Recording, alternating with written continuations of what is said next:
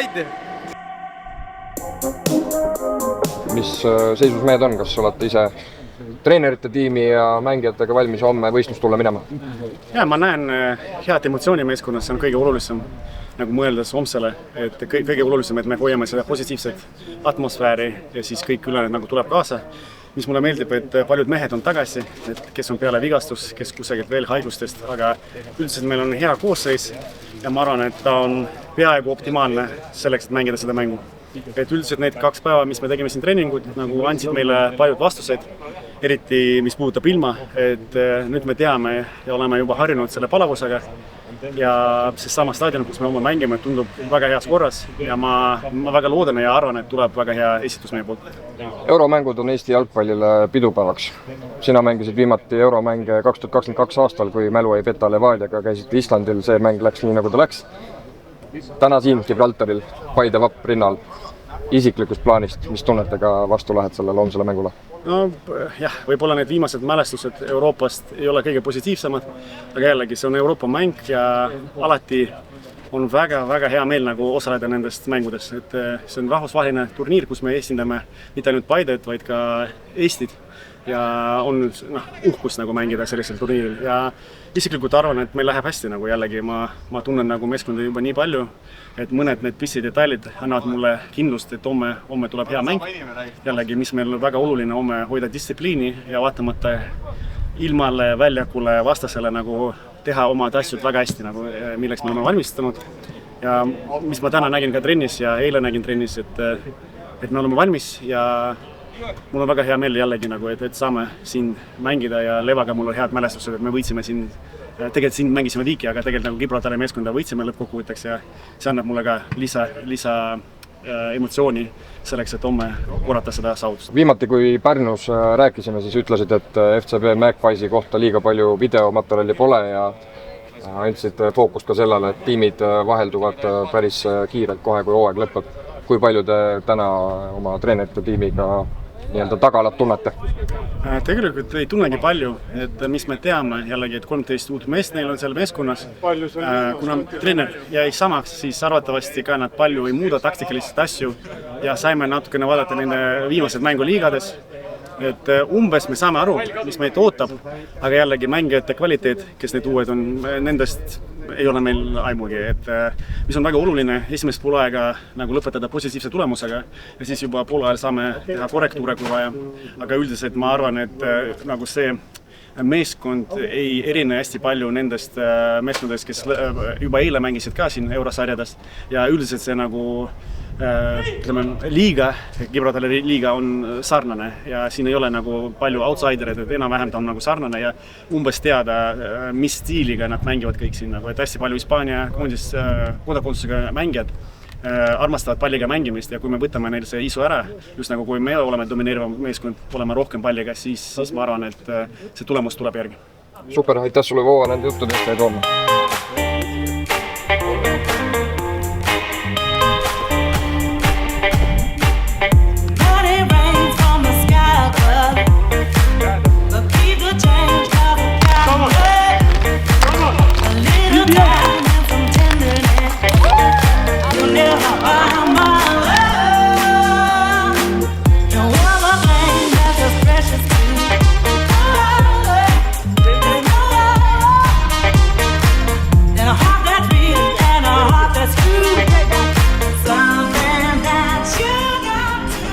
Spordidirektor, kauaoodatud eurosuvi on pärav, me oleme Gibraltaril 2 päeva veetmas, kuidas seni kõik kulgenud on?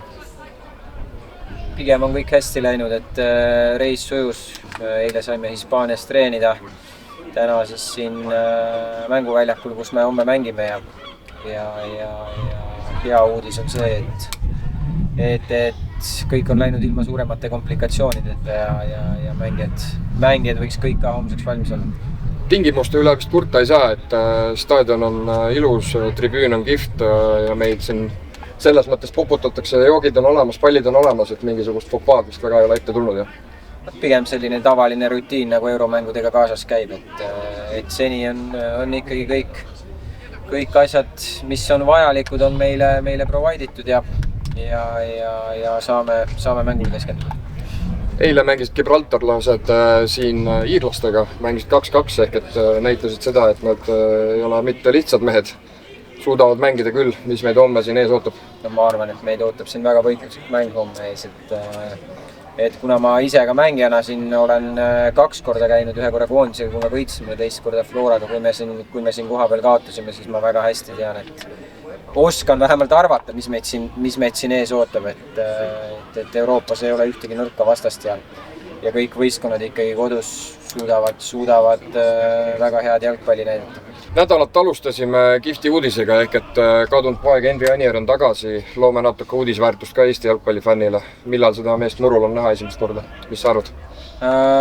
No ma tahaks loota, et Henri vigastus on nüüd sellises lõppfaasis, et äkki järgmisel nädalal mees juba Pärnus võiks kohal olla, aga peame vaatama päev-päevalt ja Henriga suheldes ja füsioterapeutidega suheldes, et mis see olukord on. Hästi, aitäh Kams, rohkem ei piina praegu. Tänud.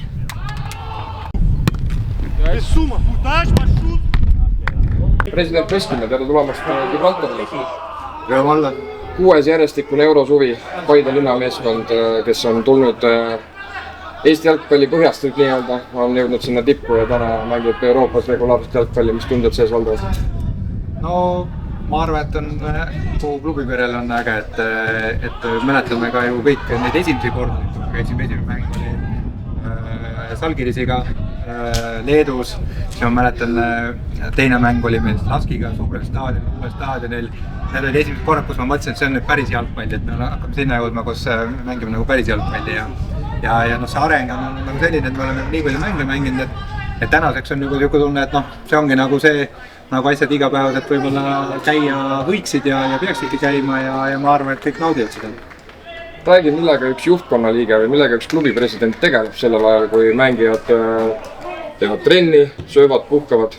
Kas teie jaoks on see selline suhete ja connectionite loomine või on tegu pelgalt turismireisiga?